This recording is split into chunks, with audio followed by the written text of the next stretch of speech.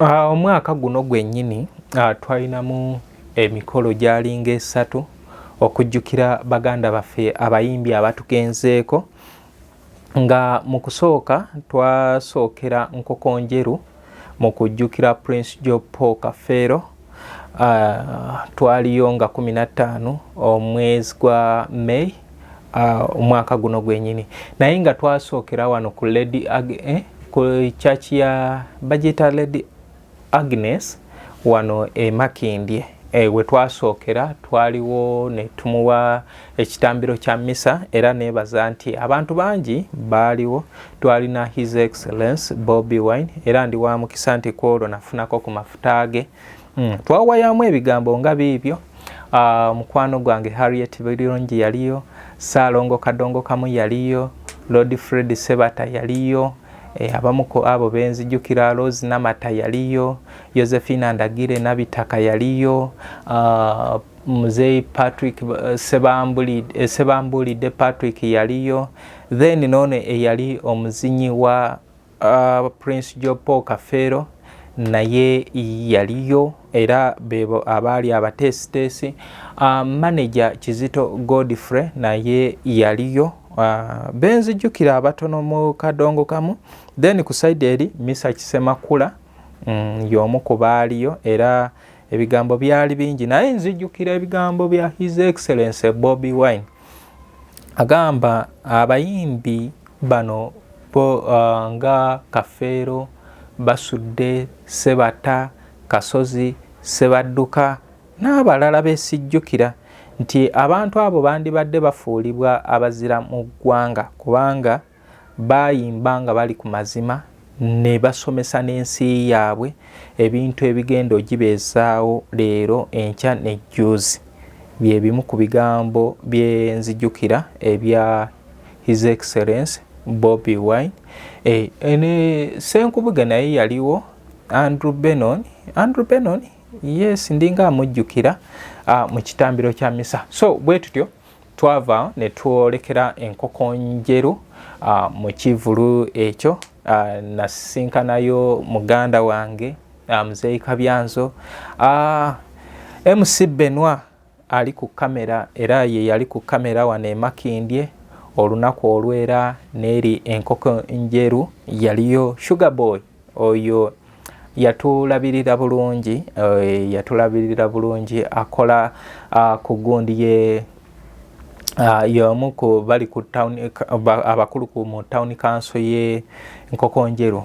Oyo yatusuza kubanga ekiro obudde bwali bugenze. Abayimbi bayimba, nzijjukira Grace Jennifer Nabwami eyaggulawo, ba Amiru Sengendo baaliyo, Mamuli Katumba yaliyo, Hassan Nduga, Mathias Mulumba Walukaga, Masekulu Mugerwa, bangi baaliyo, Basuna Beni bajja ne bakuba ba muzira. Kale we batyo ekyo ekivulu nakyo kyaliwo. We twavaawo nga 19 nze Muzungu David Kadongo Kamu music analyst, nange nateekateeka okujjukira Livingstone Kasozi, era ekivulu ekyo kyali wano ku Vox Lounge Paya Gardens enaakulabye we twakolera emikolo egyo. Ndowooza teri yanteeramu yadde 10 abayimbi abajja aba performinga. Ndowooza we mugenda ku YouTube mubiraba. Nze lwakuba munaye nyumirwa nnyo Kagwirawo live band nti bankubira kiri kyennyini. William Kibuka nkwebaza, Nsereko Musa mbebaza nti bajja ne tubeerawo ku kivulu ekyo ekyokujjukira Livingstone Kasozi. Jjukira Livingstone Kasozi naye yafa 1997 nga 19 Ogwokutaano. Twali tugezaako kumujjukira ye.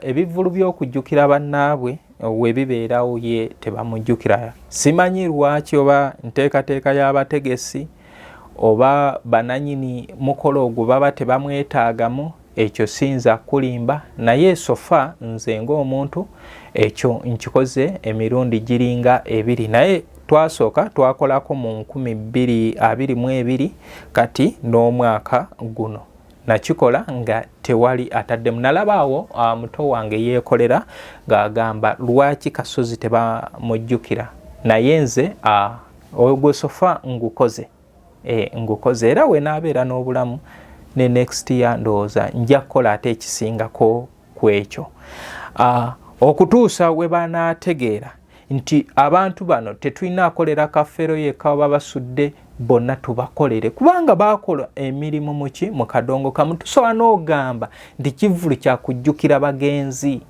ne tukikolera wamu nga kivulu kinene era nakyo kijjuza. Olaba tujjukira bali ne bijjuza, naye we tubanga tuteeseteese bulungi tekisobola kugira. Then nga 11 nga 11 e Masaka dates zakyukamu, naye nga e Masaka ku Laston Gardens ekijja bwemi, naye yaliyo okujjukira Ssalongo Herman Ssemakula basudde. Jjukira Herman Ssemakula basudde yafanga 11 ogw'omukaaga 1997 wali e Kabaale Bugonzi. Kale ezo ze zimu zi activities ezibaddewo. Wabaddewo concert enene eya Mathias Mulumba Walukaga, The Journey of Sir Mathias Mulumba Walukaga. Yaliyo eyo saasobola givaamu olw'ebizibu ebyo ebya dota. Mpozi n'ekivulu kino ekisembyeyo ekibadde eky'amaanyi mu kisaayi kino ekya Kadongo Kamu ekya Lord Fred Sebata, 42 years of Lord Fred Sebata music experience ekibadde ku Selena. Naye nsuubira nti kati twandibadde nga ekintu kino tukigaziyaamu. Nakivubo kati mugazi n'okusinga awo. Tujjuze Nakivubo kubanga Nakivubo edda yakolanga ng'amaka ga Kadongo Kamu, tujjukira ebivulu ebyenjawulo.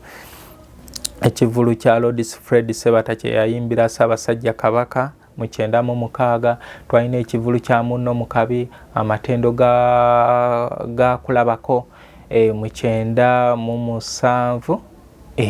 So tugezeeko okubeera nga tufuna amaka amagazi, then ebintu bino okubeera nga tusobola okubeera nga tubitambuza mu regions ez'enjawulo. Kadongo Kamu takoma wano Kampala.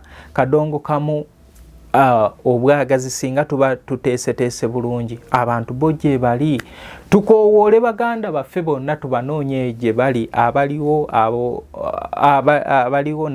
n'abo nga tetukyabalaba naye nga gye bali nabo tubanoonye, tubeere nga tusobola okubeera nga tukola ki, nga tusitule ekintu kyaffe kino ekya Kadongo Kamu. Akadongo Kamu abantu basobole omutegeera nti gyakola ki, nti gyali. So byebyo ebimu ku nteekateeka ezibaddewo mu mwaka guno, naye nga tusabe omwaka ogwo nate Mukama Katonda atusobozese. Mubaddemu vidiyo ya Mzee Celeste Kasule Junior eya Saasira. Vidiyo eyo nagirimu emabega era ndooza twali twakagikwata Dr. Nalwala, era Mzee Celeste Kasule nsaba onsonyiwe kubanga gwe wakitegeera, Kabyanzo yakitegeera lwaki yalwawo okubeera nga ebeera edited kubanga nali siriiwo, naye kirungi finally wamala n'ogifuna nga lumu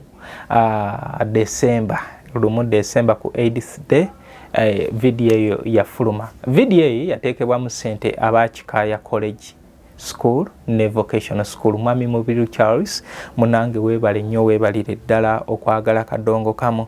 Twalina enteekateeka ez'okubeera nga tukwata ennyimba za Kadongo Kamu ez'enjawulo, naye ebyo byonna ndowooza tubipushing to next year 2025, era nga ekyaleeta obuzibu yebyo ebizibu ebyajja eby'obulwadde.